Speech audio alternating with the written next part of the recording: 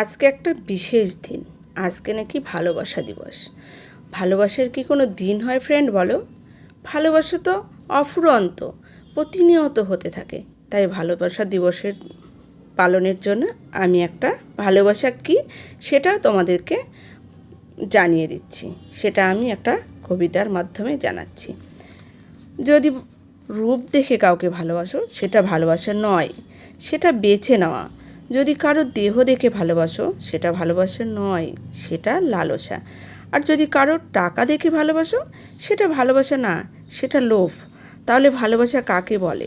যদি কারো মন দেখে ভালোবাসো তাহলে সেটাই ভালোবাসা। আর যদি তুমি এক নজর তাকে দেখার জন্য ছটফট করতে থাকো তাহলে সেটাই হচ্ছে আসল ভালোবাসা। তাহলে বন্ধুরা, তোমরা বুঝতে পেরেছো ভালোবাসা কী এবং ভালোবাসা কাকে বলে। ঠিক আছে ফ্রেন্ড, গুড নাইট।